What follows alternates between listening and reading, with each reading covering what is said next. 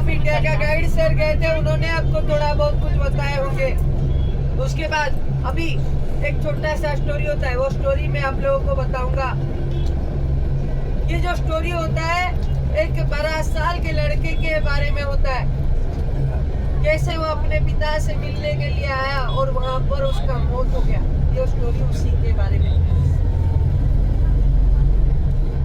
ये जो 12 साल का लड़के का बारे में ये स्टोरी है, उनका पिता का नाम था धर्मपद, जो कि 1200 कारीगर के मुख्य कारीगर थे, यानी कि विश्वनाथ महाराणा, विश्व महाराणा जी। ये जब अपने घर को छोड़कर आए थे, अपना पत्नी का गोद में एक नवजात शिशु को छोड़कर आए थे। उसको बस पैदा हुए ही बस कुछ ही दिन हुआ होगा, वो अपने घर को छोड़कर चला है। जब ये लड़के ने अपने माँ से इतना ज्यादा जिद लगाया, जब बड़ा हो गया वो कि मेरे को बताओ मेरे पिताजी कहाँ पर है, मैं उनसे मिलने के लिए जाने वाला हूँ और उनसे मिलूंगा और पूछूंगा कि पिताजी आज तक कभी भी आप मेरे से मिलने के लिए अपने घर को क्यों नहीं आए। उस लड़के के माँ ने जब ऐसा बात सुना, तब अपने बेटे को बताया कि देख बेटा, तूने अपने पिताजी को कभी नहीं देखा, तेरे पिताजी ने तेरे को कभी नहीं देखा, तुम दोनों एक दूसरे को पहचानोगे कैसे। ना माँ, मेरे को तुम कुछ भी उपाय बताओ, मैं आज अपने पिताजी से मिलने के लिए जाने वाला हूँ और उनसे मिलूंगा और उनसे पूछूंगा कि पिताजी आप आज तक मेरे से मिलने के लिए अपने घर को क्यों नहीं आए। जब लड़के का ऐसा बात सुना उसके माँ ने, तब उसके माँ ने उसको बोला कि देख बेटा, तो एक काम कर, हमारा घर के पीछे एक पेड़ का पेड़, वो पेड़ के पेड़ में से थोड़ा बहुत पेड़ तोड़ कर लेके चला जा, इसको ले जाकर कोणार्क मंदिर के पास में बेचना। कुछ इंसानों को बेचने के बाद जब तेरे पिताजी ये पेड़ को खाएंगे, तेरे को तुरंत ही पहचान कर लेंगे। पहचान करने का साथ साथ वो तेरे से कुछ सवालात पूछेंगे। उस सवाल का अगर तू सही जवाब दे लेगा, हाँ भाई, दे देगा, तो तेरे पिताजी तेरे को पहचान करने का साथ ही साथ तेरे को गले लगा कर बोलेंगे कि ये मेरा बेटा है। माँ का आदेश का अनुसार लड़के ने बिल्कुल वैसा ही किया। कोणार्क मंदिर का पास में जाकर पेड़ को बेचने लगा। कुछ इंसानों को बेचने के बाद जब तक उसको क्वेश्चन नहीं आया, सवाल नहीं आया, तब तक वो बेचने लगा वहाँ पर वो पेड़ को। जब पेड़ बेच रहा था, उसके पिताजी जब आकर वो पेड़ को खरीदकर वो पेड़ को खाए, तो उससे वो सवाल पूछे कि बेटा तुम्हारा नाम क्या है, तुम्हारा यहाँ पर काम क्या है, और ये जो पेड़ लेकर आए हो इसको कहाँ से लेकर आए हो। लड़के ने निडर होते हुए अपने सारे सवालों का जवाब सही दिया। मेरा नाम है धर्मपद, मेरा यहाँ पर काम है, मैं अपने माँ का आदेश का अनुसार यहाँ पर ये पेड़ को बेच रहा हूँ। और ये जो पेड़ अपने घर के पीछे के पेड़ में से तोड़ कर लेके आया।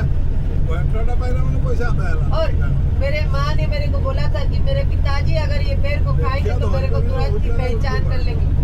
रोते रोते उसके पिता ने उस लड़के को गले लगाकर बोला कि देख बेटा, मैं ही हूँ तेरा हतभाग पिता, जो तेरे से आज तक मिलने के लिए अपने घर को नहीं जा सका। जब लड़के ने ऐसा बात सुना, तब अपने पिता को सवालात भरे नजरों से देखकर पूछा कि पिताजी ऐसा क्या काम था जिसी का बदौलत आप मेरे से मिलने के लिए अपने घर को नहीं आ पाए। न देख बेटा, ये मंदिर का काम को खत्म करने के लिए सिर्फ आज रात का समय ही बाकी है। अगर आज रात के अंदर में हम लोग ये मंदिर का मंगल कलश नहीं बिठा पाते हैं, तो हम 1200 कारीगरों का सर कलम हो जाने वाला है। और साथ ही साथ राजा का ऐसा भी आदेश है, हम 1200 कारीगर से एक कारीगर ना बढ़ा सकते हैं, ना एक कारीगर घटा सकते हैं। जिसी का बदल हम 1200 कारीगरों में से कोई भी अपने घर को आज तक नहीं गया। जब लड़के ने ऐसा बात सुना, अपने पिता का आशीर्वाद लेने का साथ साथ मंदिर का ऊपर में चला गया अपना साथ कुछ कारीगरों साथियों को लेकर। मंदिर का मंगल कलश को बिठाने के लिए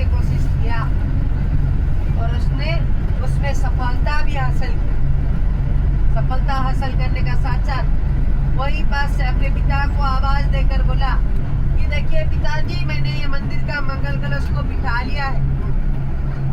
अगर जिंदा रहूंगा तो 1200 कारीगरों से कारीगर ज्यादा बन जाऊंगा। राजा का आदेश टूट जाएगा। आप 1200 कारीगरों का जान को बचाने के लिए मेरा इकलौता जान को कुर्बान करना बहुत जरूरी है। जब लड़के ने ऐसा बात सुना, अपने पिता को बोला, उसके पिता ने उसको बोला कि देख बेटा, तू मेरे को सबसे अजीज है, मेरे को सबसे प्रिय है। अगर तू ही नहीं रहेगा तो मैं तेरे माँ को जाकर क्या जवाब दूंगा। देखो पिताजी,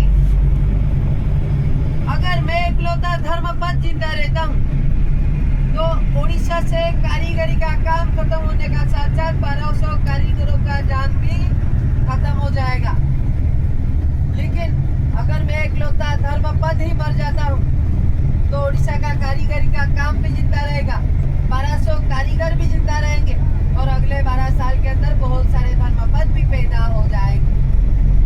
जब लड़के के मुख से ऐसा बात सुना, उसके पिताजी ने उसको ये वरदान दिया कि जब भी ये कोणार्क मंदिर का बारे में सबसे स्मरण किया जाएगा तो सबसे पहले तेरा ही नाम आगे आएगा। ये बात सुनने के बाद वो लड़के ने क्या किया ना, वही पास से समंदर के अंदर में छलांग लगा दिया। जब समंदर के अंदर में छलांग लगा दिया, आप सभी लोगों को मालूम है कि जब भी कोई भी जगह पर कोई भी शुभ कार्य होने से पहले अगर किसी का मौत हो जाता है तो वो जगह को पवित्र और खंडित माना जाता है। इसी का बदौलत आप लोग मंदिर के अंदर में जब गए, जूता, चप्पल, मोबाइल फोन, कैमरा, सारा कुछ सामान अंदर में लेके जा सके। अभी आप सभी लोगों का खाना पीना हो चुका है। अभी आप लोग आराम कीजिए।